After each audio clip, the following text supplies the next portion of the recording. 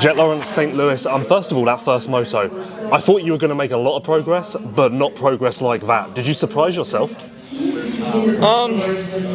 Yeah, I kind of like, I knew it was going to be a tough track to pass on in the first place, but passes kind of just kept on happening where I could set them up and I had my spots, and I just kind of kept getting lucky with catching people in those areas and being able to capitalize on it. So yeah, I just had my points on like my kind of few sections that I could make passes on. I just kind of stuck to them really because I knew I could get a pass if I set it up good enough and I'm close enough. So yeah, I surprised myself a little bit, I would say, yeah. You say you had your spots, but you actually had one spot squaring off that second corner.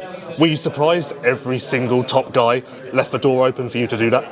I mean, they didn't really leave the door open because they were on the inside coming in. I just was able to quickly tuck underneath and get them before where I think they weren't expecting me to cut under. So yeah, I had that, but I also could get like on the inside of before the sand, like the wall jump sand section. Felt like I was going outside and cutting in and gaining time there.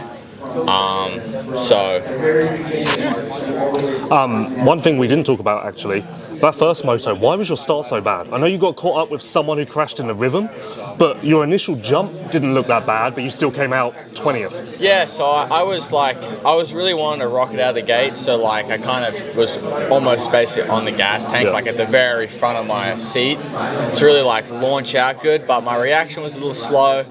It drove off fine, but I was just like, wasn't enough to keep the momentum going onto the dirt, so I just spun and just went nowhere. And then once you let them, like I was already behind like maybe half a wheel off those guys, and I'm like, all right, like if I drive this right, I can get up next to them again or something. But yeah, she just ended up spinning, I ended up just going nowhere, and then that's like kind of, yeah, once that door's closed, you kind of, or give them an inch, they just close that straight away. So just more so spin. I was a little bit too far over the front, you could say.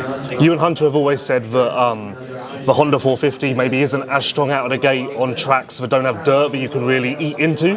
So is that the case here? You saw that kind of come up again? Not really. Like, I mean, the second start, I proved I did what I need to do with, like, I learned from my lesson with the dirt, obviously being not as kind of perfect, you could say, and not as tacky, as a little bit more of a slick base. So we just adjusted, and I mean, yeah, you've seen, obviously, Hunter and I were like 1 and 3 or whatever it was. So yeah, luckily we made the changes for the next one.